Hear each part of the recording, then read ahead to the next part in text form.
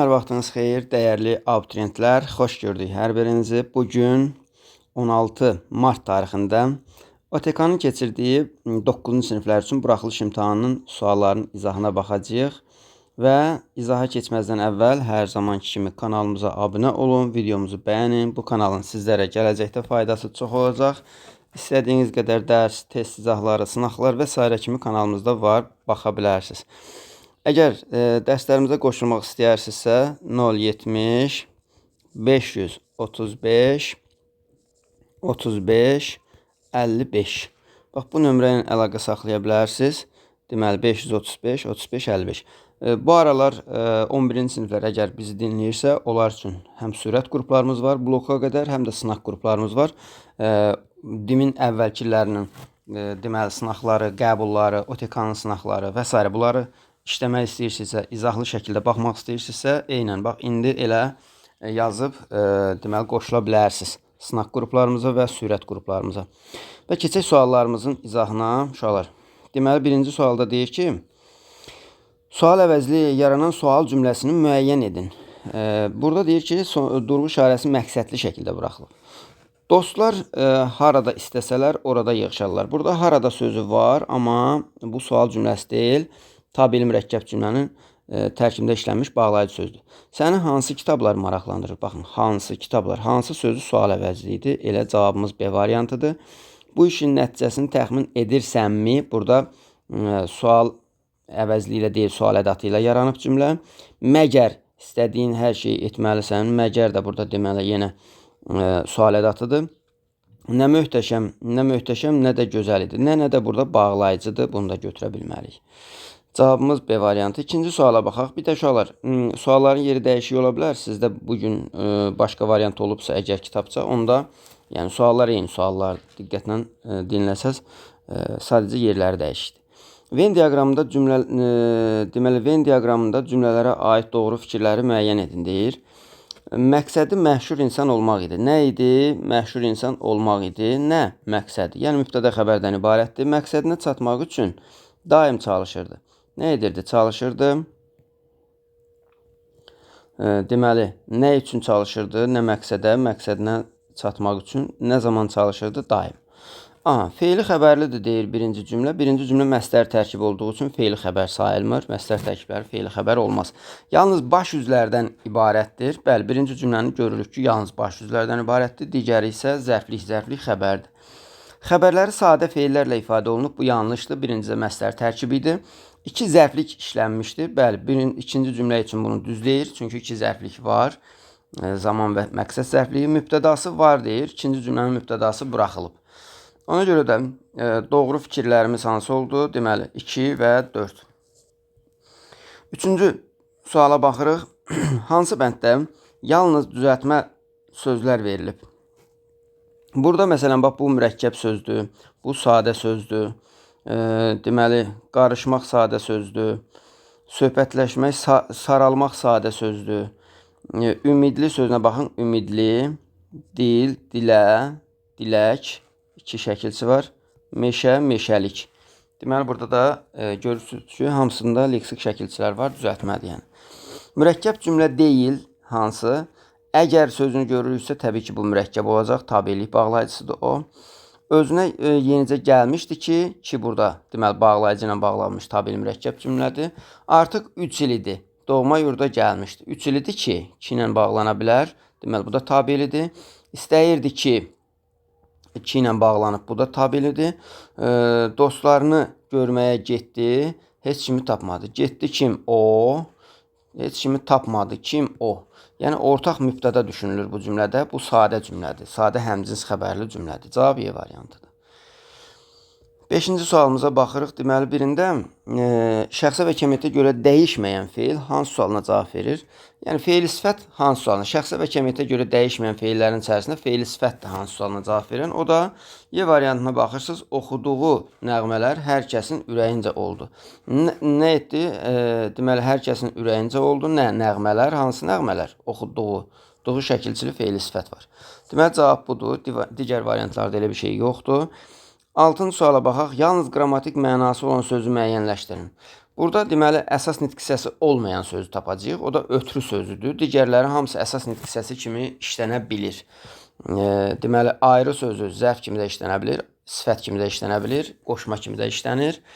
Kimi sözü qeyri-müəyyən əvəzlik kimi işlənə bilir. Bunlar yəni əsas nitq hissəsi olur. Gəl feil əvvəldə zərf kimi işlənə bilir. Deməli C variantı. Sözün leksik mənaları ilə bağlı uyğunluğu müəyyənləşdirək. Deməli deyir ki, analoji. Analoji nə deməkdir? Analoji oxşar, bənzər deməkdir. B-ni buraya yazacağıq. Mühafizəkar nə deməkdir? Köhnəlik tərəfdarı, köhnə fikirlilik, köhnəpərəstlik deməkdir. Bunu da buraya yazırıq. Taktikada nədir? Döyüş aparmaq sənəti, taktika. Deməli, C-ni də buraya yazırıq. C yox, daha doğrusu A. A-nı da buraya yazırıq. Və nə oldu? B, D, A, o da A variantı. Növbəti sualımıza baxırıq. 8-ci sual. Nümunələrdən birində xəbər şəklində olan feil idi köməkçi sözü ilə işlənib. Xəbər şəkli bilirik ki, zaman şəkilçisindən olur. Zaman şəkilçisi olmalıdır və üstündə də idi hissəci olmalıdır. Öyrəndiklərini yenidən təkrarladı. Burada idi hissəci yoxdur. Təkrarladı. D zamandır. Dünən fırtınadan çalxalanan dəniz bugün sakit idi. Burada ümumiyyətlə feili xəbər yoxdur. Həmişə uşaqlarla mehriban davranardı. Davranardı. Deməli, burada görürük ki, davranmaq sözündən davranar qeyri-qəti gələcək zamandadır və orada da idi işlənib. Deməli, C variantı cavab.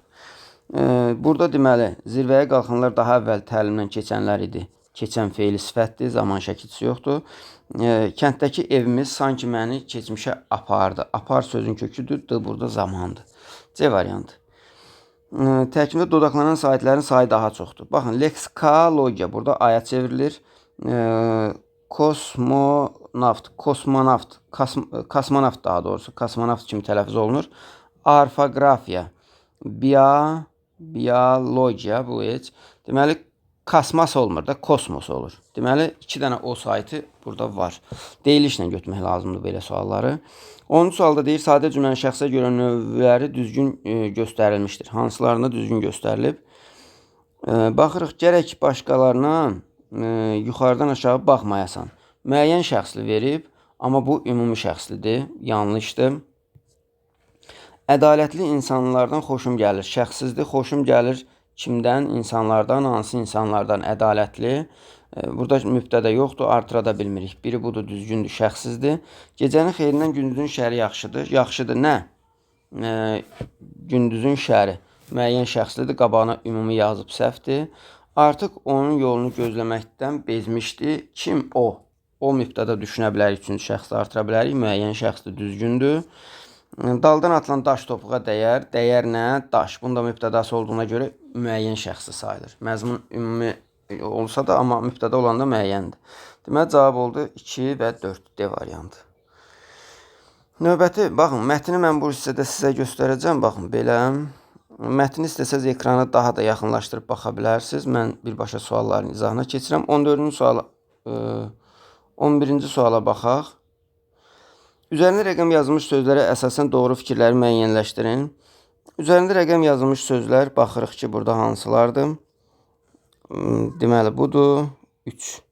Sonra 1, 2, 4. Başqa da varmı? Bir də avam sözü var burada, 5. Dəymək sözü ilə əvəz edilsə, kontekstdə mənasında heç bir dəyişiklik olmaz. Deməli, bir də nədir? Deyir ki, nə qədər səmsiz sümbül çıxardığını bil. Çıxardığını dərmək sözündən əvəz eləmək olmaz axı. Dərmək başqa şeydir. Çıxarmaq, yerdən çıxarmaq başqa şeydir. Olmaz o. Tərslikdən sözü ilə əvəz edilsə, kontekstdəki yanlış aradan qalxar. Xoşbəxtlikdən bir həftə sonra kəndlinin keçisi qaçıb məmurun bağına girdi. Xoşbəxtlikdən yox, tərslikdən olar. Bax, biri budur. Sonra 3-də deyir ki, dikbaşlığı üçün ondan əvəz çıxmaq istədi. Məğrurluq sözündən əvəz edilə bilər. Bəli, bu da doğrudur. Dikbaşlıq məğrurluq deməkdir. Mənimsəyib sözü ilə əvəz edilə bilər. 4-də deyir. Burada deyir ki, oğlu bu xəbəri eşidib. Mənimsəyib, eşidib olmaz axı. Deməli, sonra burada avam sözü var. Avam sözünü Deyir ki, savadsız sözlə əvəz edilsə, kontekstdəki yanlışlıq aradan qalxar. Xeyr, əslində avamla savadsızı əvəz etmək olar, amma yanlışlıq aradan qalxmır. Onsuz da bu doğrudur. Avam daha yaxşıdır orada işlənməsinə görə. Və cavab olur 2 və 3 Y variantı. 12-ci sualımıza baxaq. Mətnin yalnız əsas hissəsinə aid plan bəndlərini müəyyənləşdirin deyir.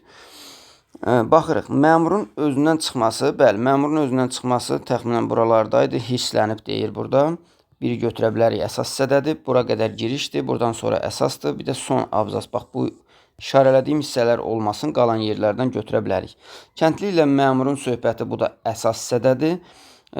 Kəndlilərə lazımsız məsləhətlər verməsi, bunu burada bax, məsləhətlər verməsi bu girişdə deyir. Ona görə biz bunu götürməyəcəyik. Məmurun utanması, bu da sondadır, bax bu hissədədir. Ona görə bunu da götürməyəcəyik, nəticədədir. Kəndlinin oğlunun hadisədən xəbər tutması, bəli, əsas hissədədir. Təxminən buralardadır.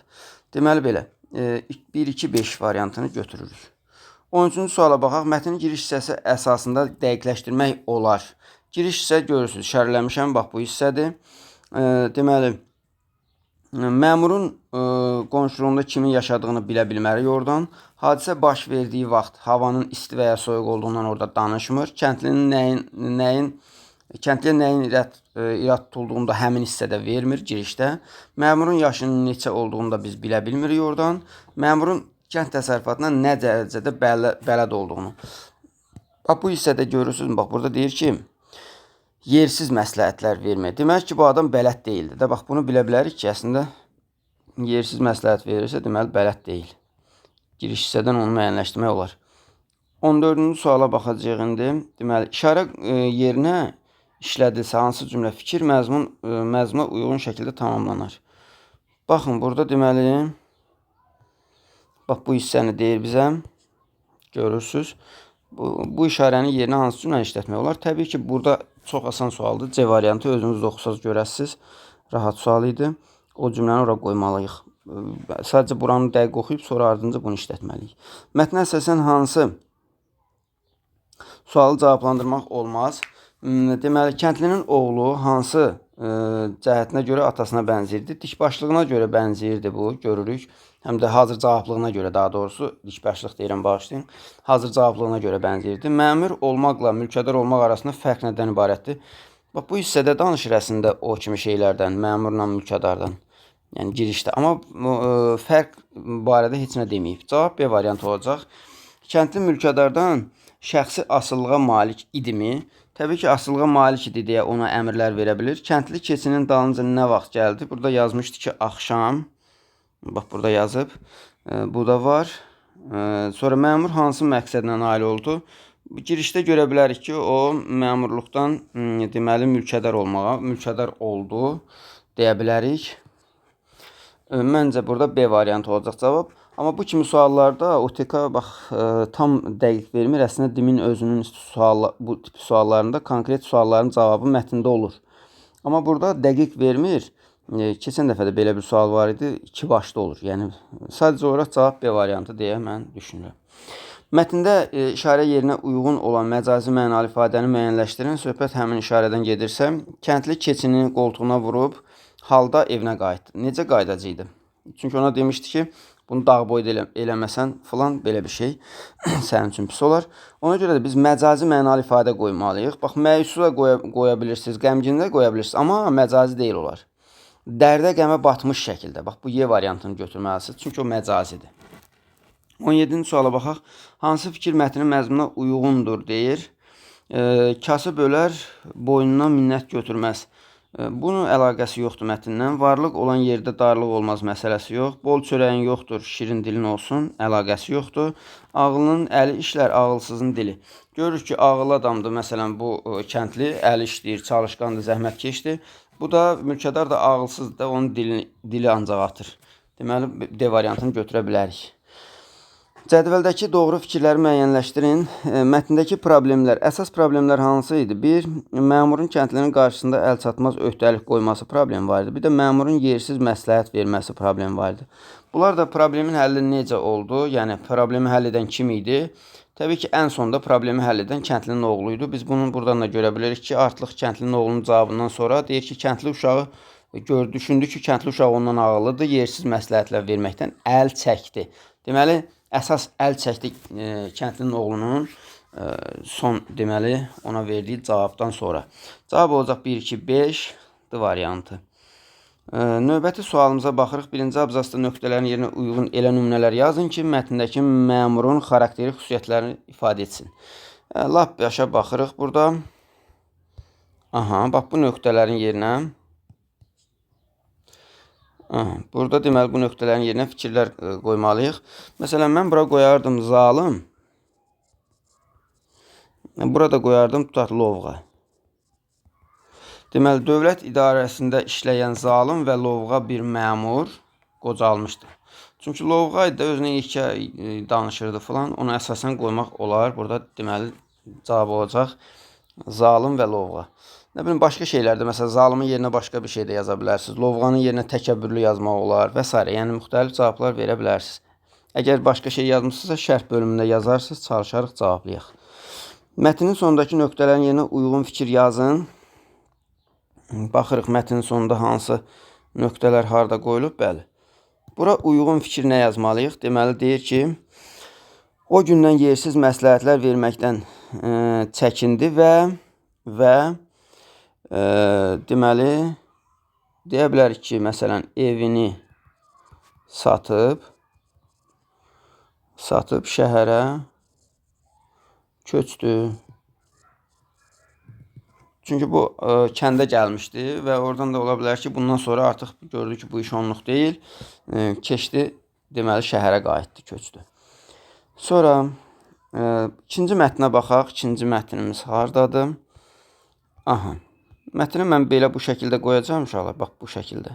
Agatha Christie ilə bağlı bir mətndir. Oxuyun özünüz, ekranı yaxınlaşdırıb oxuya bilərsiniz. Mən sualları izah edeyim sizə. 21-ci suala baxın. Hansı ifadə 5-ci abzasdakı nöqtələrin yerinə yazıla bilməz? 5-ci abzasa baxırıq. 5-ci abzasda buradadır və bura. Deyir ki, sonralar Agatha müsahibələrinin birində əvvəllər yazıçılığa bir hobbi kimi münasibət göstərir, yanaşır, baxır, münasibət bəsləyir və bir də başlayır sözü var. Bunların dördü əslində bir-birinə eyni mənadır. Münasibət göstərir, yanaşır, münasibət bəsləyir, baxar. Bax, bunlar deməli bir-birinə yaxındır, amma başlamaq biraz fərqlidir. Artıq başlayır, fəaliyyətə başlayır deməkdir. Əslində bu da uyğun olar. Sadəcə olaraq burada cavab seçim arasında qalanda Y variantını seçirik. Mətnə əsasən cədvələ uyğun fikirləri müəyyənləşdirin deyir. Agatha Christie ilə bağlı bu məlumat yoxdur. Yazıb oxumağı uşaq yaşlarından bacarırdı. Bu doğru fikirdir. Əvvəl mətndə də görürük 5 yaşından oxumağı bacarır. Ali təhsil almışdımı? Bununla bağlı mətndə bir şey yoxdur. Yoxdur olan biri budur. Doyle'la görüşmüşdü. Bunu da görmürük. Sonra musiqi təhsili almışdır. Musiqi təhsili almışdımı?